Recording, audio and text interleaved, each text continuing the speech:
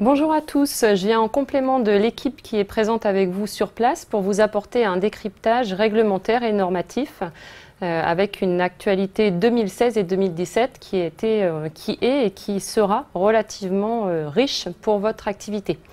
On va d'abord commencer par un décryptage de la nouvelle norme 46020, donc la norme que vous utilisez pour réaliser vos repérages sur le terrain, vos repérages amiante.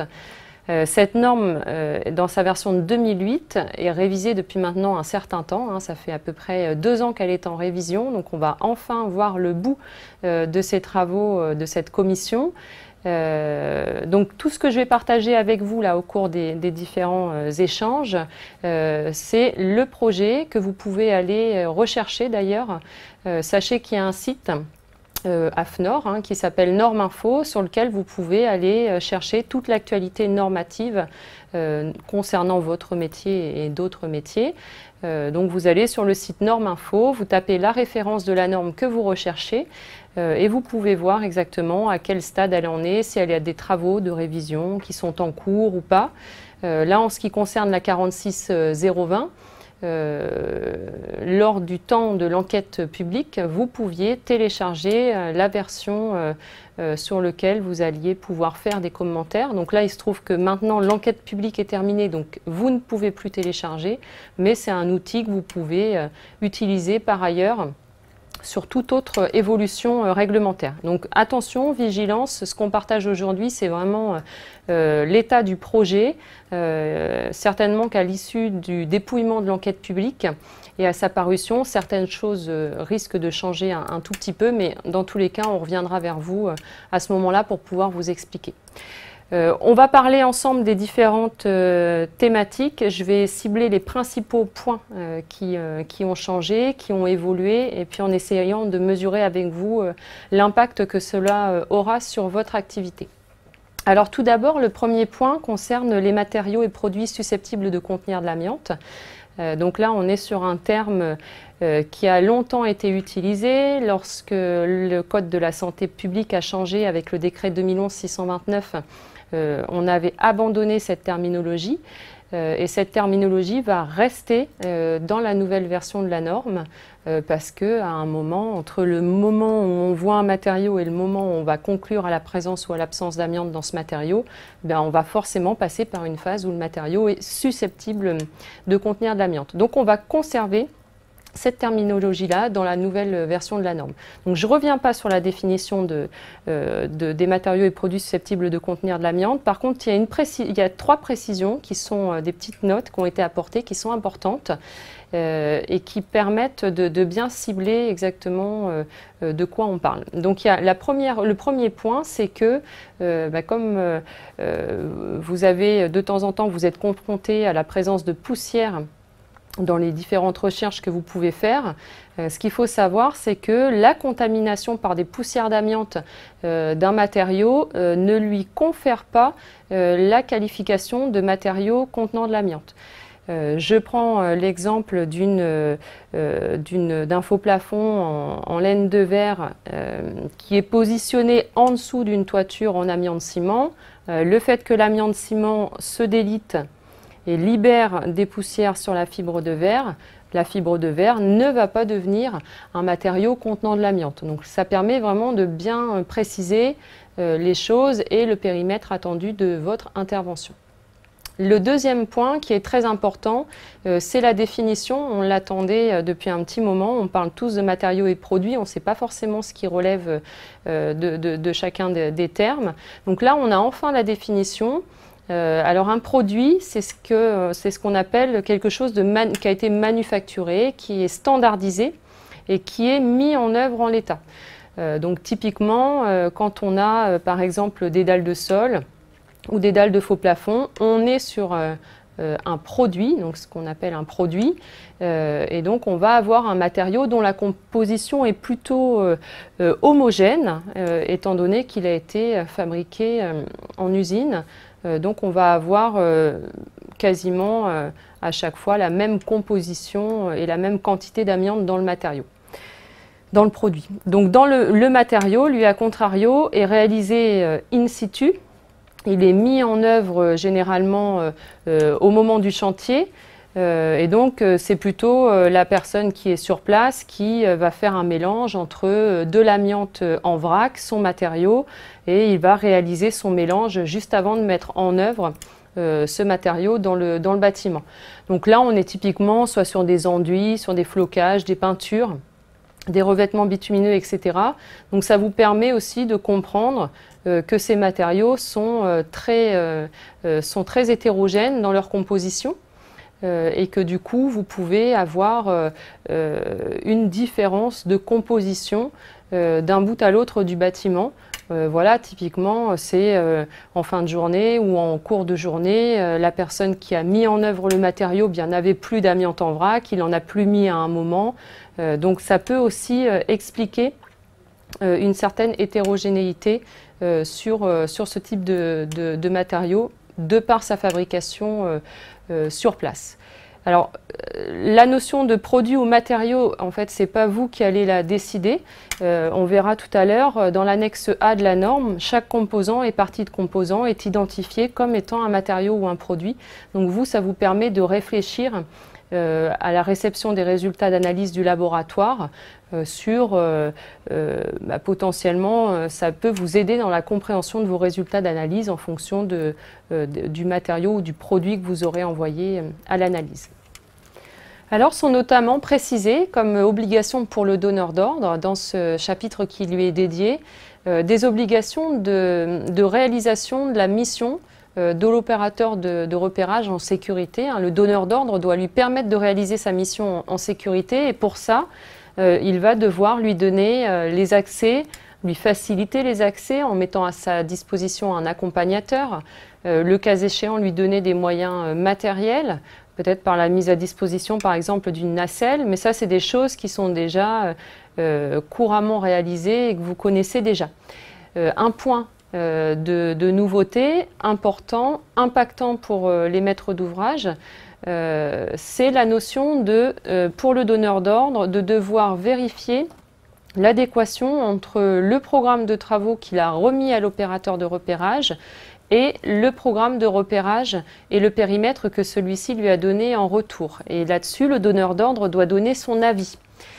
Donc pas simple pour lui de donner son avis dans la mesure où il n'est pas sachant sur la notion de repérage et donc il n'a pas forcément tous les éléments de compréhension pour pouvoir se prononcer sur ce sujet. Donc c'est une réelle difficulté pour lui et ce point a d'ailleurs été pointé du doigt lors des différentes commissions. Et dans le cadre de l'enquête publique, les maîtres d'ouvrage et les donneurs d'ordre n'ont pas manqué de réagir à ce point. Donc là, typiquement, à surveiller lors de la parution de la norme, c'est très certainement un chapitre qui risque, ou tout du moins un point de ce chapitre qui risque de bouger. D'autant plus que quand on regarde dans le même chapitre, mais dédié cette fois-ci aux obligations de l'opérateur de repérage, eh bien, il est dit que l'opérateur de repérage doit soumettre son programme de repérage et le périmètre de son repérage au donneur d'ordre pour avis éventuel. Donc là, on est vraiment, c'est toutes les subtilités où d'un côté, on lui demande son avis, de l'autre, on doit attendre un avis éventuel. Donc voilà, c'est relativement délicat. On sait que c'est quelque chose qui va sans doute bouger. Donc c'est vraiment à surveiller de votre côté. Donc voilà pour la partie obligations qui sont liées aux donneurs d'ordre et on va aborder maintenant un point qui est tout aussi important et qui va être vraiment impactant pour vous d'un point de vue méthodologique, c'est la notion de ZPSO. Alors ZPSO, qu'est-ce que ça veut dire? C'est une zone présentant des similitudes d'ouvrage. Cette notion va vraiment être pour vous au cœur de la méthodologie de votre repérage. Alors, sur un aspect terrain, en fait, elle va remplacer la notion de zone homogène que vous utilisiez jusqu'alors. La notion de zone homogène, on la conservera notamment pour les évaluations des états de conservation, mais là, sur cette partie réalisation in situ de la mission, donc on parlera maintenant de zones présentant des similitudes d'ouvrage. Alors, si on lit la définition de la norme, en fait, c'est une partie d'un immeuble bâti dont les composants, les types de matériaux et les produits sont semblables. Alors on va se donner quand même quelques exemples pour se faciliter un petit peu la compréhension, et notamment avec une notion de continu ou discontinu. Donc une ZPSO, c'est un seul composant de la construction, et on va introduire la notion de ZPSO continu et la notion de ZPSO discontinu. Alors je vais vous expliquer de quoi il s'agit en vous l'illustrant avec quelques exemples concrets que vous rencontrez au quotidien et qui vous parleront beaucoup plus. Quand on parle d'une ZPSO discontinue, eh bien, des dalles de sol qui sont posées après la mise en œuvre des cloisons, donc les dalles de sol ne seront pas sous les cloisons, eh bien, ces dalles de sol vont constituer une ZPSO discontinue. Ces mêmes dalles de sol qui auraient été posées avant la mise en œuvre des cloisons, donc les cloisons sont positionnées par-dessus les dalles de sol, et bien là on serait sur une ZPSO continue. Quelques autres exemples de ZPSO discontinues, par exemple des cols de faïence, des faïences qui sont identiques et qu'on va retrouver dans plusieurs logements, on va être sur une ZPSO discontinue. Et des exemples comme des clapets coupe-feu qu'on va retrouver à différents endroits du bâtiment, on va être sur une ZPSO discontinue. Donc des choses assez conceptuelles à ce stade-là. Pour vous, il va falloir pouvoir réfléchir à la définition de cette ZPSO, et vous l'aurez compris, un même matériau, en fonction de sa mise en œuvre, peut se retrouver à la fois dans une ZPSO continue, à la fois dans une ZPSO discontinue. Cette notion est vraiment très importante. La ZPSO va vraiment être au cœur du repérage, et ça va être le point d'entrée en fait de la stratégie d'échantillonnage et de sondage que vous allez mettre en œuvre. Comment déterminer pour vous concrètement une ZPSO suite au sondage et au prélèvement que vous aurez réalisé? Eh bien, vous allez déterminer au sein du bâtiment un certain nombre d'ouvrages qui paraissent présenter des similitudes. Donc vous allez identifier un premier ouvrage, un premier composant ou une partie de composant qui va être en fait un ouvrage de référence. Vous allez faire des sondages sur des matériaux qui vous semblent similaires, et vous allez identifier petit à petit à l'avancement dans le bâtiment un certain nombre de similitudes par rapport à l'ouvrage de référence. Donc vous allez constituer petit à petit votre zone présentant des similitudes d'ouvrage. Au retour des résultats d'analyse, et en fonction aussi un petit peu en avant du résultat de vos sondages, eh bien, vous allez déterminer si vous êtes dans des zones qui sont plus ou moins grandes en fonction des retours d'analyse. Le retour d'analyse peut d'ailleurs vous amener à revoir l'étendue de votre ZPSO, peut-être à la diminuer, et à revoir le découpage de cette ZPSO. Donc quelque chose d'assez conceptuel, puisque vous allez voir cette notion de ZPSO dans votre méthodologie. Elle n'apparaîtra pas forcément dans votre rapport, mais ayez bien en tête qu'il faut que vous conserviez la traçabilité de cette ZPSO dans la mesure où, si demain on vous appelle sur un rapport, un repérage que vous avez réalisé pour pouvoir expliquer quelle est votre stratégie, soit de sondage, eh bien vous allez devoir aller rechercher cette ZPSO pour pouvoir expliquer vos choix stratégiques. Alors, comme on parle de la ZPSO comme le point d'entrée de la stratégie d'échantillonnage et de sondage, il paraît important de pouvoir se redire qu'est-ce qu'est un sondage, qu'est-ce qu'est un prélèvement. Ce sont bien deux notions distinctes qu'on retrouvait déjà dans la version actuelle de la norme, qu'on retrouvera toujours, mais bien penser à différencier, dissocier les deux, la notion de sondage, la notion de prélèvement. Donc le sondage, lui, il sert à déterminer la ZPSO, et il ne donne pas forcément lieu à un prélèvement pour analyse en laboratoire. La fréquence des sondages, on va le voir tout à l'heure, elle est définie en annexe A de la norme, et notamment la fréquence des sondages est liée au type de composant, partie de composant, et au caractère continu ou discontinu de la ZPSO. Le prélèvement, lui, demeure à l'initiative de l'opérateur. Attention tout de même, dans le cadre des repérages liste A, liste C, il vous faudra respecter les obligations de prélèvement qui sont liées à ces listes. Donc ça, c'est un point important, mais dans le cadre des repérages avant travaux, on verra que le prélèvement peut être à l'initiative de l'opérateur. On verra aussi tout à l'heure, on parlera un petit peu du repérage avant travaux et de son arrivée dans le cadre législatif avec la loi El Khomri. Donc on verra que ça, c'est des choses qui vont aussi évoluer. Alors maintenant, on va faire un petit focus sur les différentes parties de la norme pour pouvoir appréhender comment elle va être construite par rapport à ce que vous connaissez aujourd'hui de la norme. Donc la norme va comprendre un certain nombre d'annexes que je vais vous lister pour pouvoir identifier les différents points de repère que vous aurez. Donc l'annexe A de la norme, qu'on avait déjà dans la version actuelle de la norme et qu'on retrouvera dans la nouvelle version, va permettre de décrire les sondages et les prélèvements qui sont à effectuer pour les différents composants.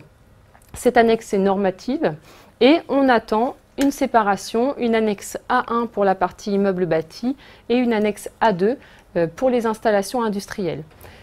À surveiller également lors de la parution de la version définitive de la norme, on ne sait pas si la notion d'installation industrielle sera conservée, étant donné qu'on attend, et là ça découle de la loi El Khomri et du repérage avant travaux qui fait son apparition dans le Code du travail, on attend un certain nombre de normes qui vont traiter autre que le bâti, donc par exemple des navires, des installations industrielles, etc.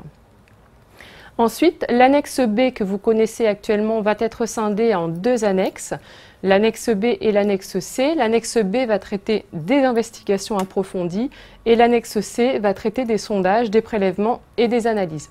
On reviendra après sur l'annexe C et notamment sur la partie de sondage et plus particulièrement sur la spectrométrie infrarouge.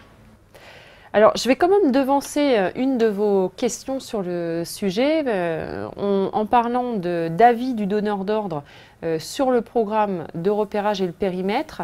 Je tiens à préciser qu'on ne parle pas d'avis du donneur d'ordre sur votre stratégie de sondage ni sur votre stratégie de prélèvement. On lui demande bien de se prononcer sur l'amont de votre mission, avant le démarrage de votre mission, sur vraiment strictement le contenu du programme de repérage et le périmètre. Bien évidemment, comme c'est spécifié dans la norme, le donneur d'ordre n'intervient pas dans le choix de votre méthodologie ni dans votre stratégie de sondage et de prélèvement. Alors nous allons parler maintenant du repérage amiante avant travaux qui fait son apparition dans la partie législative du Code du travail et ce par la loi dite El Khomri, la loi travail qui est parue cet été également. Décidément cet été il y a beaucoup de textes qui sont parus, on le verra encore après avec la loi Allure. Mais donc voilà, cette loi travail est parue le 9 août 2016 et elle apporte un cadre législatif au repérage amiante avant travaux. Notamment, elle introduit l'article L4412-2 et demande à ce que la présence d'amiante soit recherchée préalablement à toute opération qui comporte des risques d'exposition des travailleurs à l'amiante. Donc elle nous dit également que cette recherche donne lieu à un document mentionnant le cas échéant la présence, la nature et la localisation de matériaux ou produits contenant de l'amiante. Ce document va être bien évidemment remis aux entreprises candidates dans le cadre des différentes opérations de travaux. Et un point extrêmement important, on attend avec impatience les modalités d'application de cet article puisqu'il nous dit que les conditions d'application ou d'exemption, donc là c'est ce qui nous laisse, c'est ce qu'on attend vraiment plus précisément, donc selon la nature de l'opération envisagée vont être précisées par décret. Donc ce qui veut dire que l'on attend 3 décrets en fait qui vont pour rendre d'application cette partie législative et on attend notamment un décret qui va fixer les compétences des personnes qui peuvent réaliser ces missions de repérage amiante avant travaux. On attend un décret qui va fixer la méthodologie, donc on pense que c'est dans cette partie-là que seront fixées, s'il y a lieu, les conditions d'exemption. Et on attend un arrêté qui va fixer le contenu du rapport de repérage avant travaux. Donc là, on voit tout de suite le lien évident avec l'annexe E dont on a parlé tout à l'heure et effectivement la possible suppression de la norme 46020 puisque le contenu du rapport de repérage avant travaux sera défini par décret. On attend toute cette série de décrets sur la fin de l'année et sur le premier semestre 2017. Ce qu'il faut savoir également, c'est que la loi travail a apporté un certain nombre de sanctions, et notamment le fait de ne pas faire réaliser ce repérage amiante avant travaux peut être sanctionnable par une amende de 9 000 €.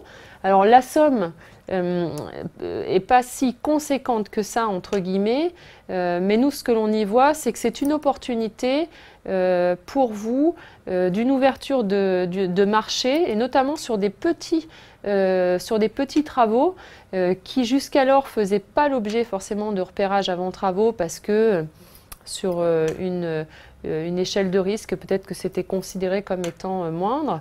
Mais tous ces petits repérages avant travaux qui avant passaient un petit peu à la trappe sur des petites opérations, on pense qu'aujourd'hui, vous allez être sollicité sur ces missions-là. Donc on imagine pour vous une ouverture de marché sur cette thématique. Alors, on a clôturé là le sujet amiante, des nouveautés réglementaires amiante, en abordant la norme et le repérage avant travaux qui fait son apparition donc, dans la partie code du travail. On va passer sur une actualité réglementaire qui est maintenant tout autre. On ne va pas s'y attarder très longtemps. C'est juste pour vous donner quelques nouvelles de la loi Allure, et notamment des diagnostics électricité et gaz à la location, parce que toujours cet été, décidément une activité débordante, les décrets d'application sont parus au JO le 13 août 2016, et donc vont nous fixer une entrée en vigueur en 2 temps sur ces diag gaz et élec à la location. Donc les diagnostics seront obligatoires pour tous les contrats de location signés à compter du 1er juillet 2017 pour les logements en immeuble collectif d'habitation dont le permis de construire a été délivré avant le 1er janvier 1975. Et pour tous les autres logements, les diagnostics gaz et électricité seront obligatoires à compter du 1er janvier 2018. Donc une entrée en vigueur en 2 temps. Le ministère a sans doute craint que vous ne puissiez répondre à la demande, donc ils ont échelonné cette entrée en vigueur. Les diagnostics gaz et électricité à la location auront une durée de validité de 6 ans. On retrouve un petit peu la même chose que pour le constat de risque d'exposition au plomb, donc le CREP. Donc une validité de 6 ans. Et un diagnostic qui a été réalisé pour une vente pourra très bien être utilisé pour de la location, sous réserve qu'il date de moins de 6 ans à laquelle le document doit être produit. Donc on est exactement sur la même méthodologie, hein, on va aller chercher les mêmes normes, les mêmes contenus de rapport, et on est bien évidemment toujours dans le cadre d'installations de plus de 15 ans dans des immeubles à usage d'habitation. Vous l'aurez constaté, cet été 2016 a été riche en évolutions réglementaires, avec des impacts sur le premier semestre jusqu'au premier semestre 2017, à la fois dans la réglementation et à la fois dans la normalisation.